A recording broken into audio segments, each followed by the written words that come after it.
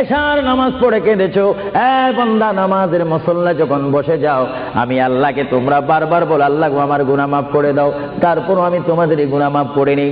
তারপরও তোমরা নিশি রাত্রে মানুষ যখন ঘুমে যায়, তোমার বিবি যখন ঘুম যায়, তোমার ছেলে যখন ঘুম যায়, তুমি নিশি রাত্রে ঠান্ডা পানি দিয়ে ওযু বানিয়ে নামাজের মুসল্লায় বসে তুমি আবার যখন ডাক দাও রব্বুল আলামিন, পৃথিবীর কোনো মানুষ আমার গুনাহ সম্পর্কে জানে না, তুমি আমার গুনাহ সম্পর্কে জানো।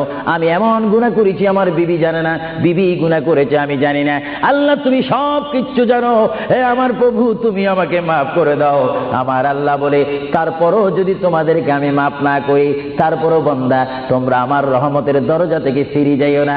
আমি তোমাদেরকে হুকুম দিচ্ছি, ওয়ালাউ আন্নাহুম ইয যালামু আনফুসাহুম জাউকা, বান্দারে যদি গুনাহ করে ফেলো আমার রহমত থেকে মুখ ফিরে তুমি চলে যাইও না। বান্দা আকাশ পরিমাণ যদি গুনাহ করো, পাতাল পরিমাণ যদি গুনাহ করো, সাগরের পানি পরিমাণ যদি গুনাহ করো, পাহাড় তুলনায় যদি তুমি গুনাহ করো, আমার দরবার থেকে তুমি নিরাশ হইও না। বান্দা আমি তোমাকে একটি রাস্তা বাতাই দিচ্ছি, একটি পথ তোমাকে আমি দেখাই দিচ্ছি। সেই পথটি কোন পথ তোমরা জানো?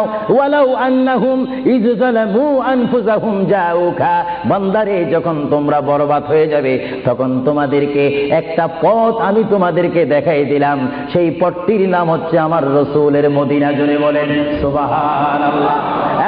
বান্দা আমার নবীর দরবারে গিয়ে কেঁদে কেঁদে তোমরা বলো ইয়া রাসূলুল্লাহ, ইয়া হাবিবাল্লাহ, আয়া আকা ইয়া রাসূলুল্লাহ। আল্লাহ কোরআনে বলেছে ওয়ালাউ আন্নাহুম ইয যালামু আনফুসাহুম জাউকা ফাস্তাগফিরুল্লাহ ওয়াস্তাগফারা লাহুমুর রাসূল। আল্লাহ বলেছে হে বান্দা তোমরা ডানে না গিয়ে, বামে না গিয়ে, পিছে না গিয়ে তোমরা সরাসরি আমার নবীর কদমে চলে যাও। আমার নবীর কদমে গিয়ে আমি আল্লাহর দরবারে তোমরা তওবা করো। তওবা করতে করতে তোমাদের চোখের পানি যখন বাইর হয়ে যাবে, আর ওই মুহূর্তে যদি আমার বন্ধু যদি তোমাদের জন্য আমার দরবারে সুপারিশ করে, আমি আল্লাহ তোমাদেরকে ওয়াদা দিয়ে দিলাম, গ্যারান্টি দিয়ে দিলাম, আমার রাসূল যদি তোমাদের জন্য আমার দরবারে সুপারিশ করে, সঙ্গে সঙ্গে বান্দা তোমার অতীতের জীবনের কবিরা সগীরা গুনাহ মাফ করে দেব। জোরে বলেন সুবহানাল্লাহ।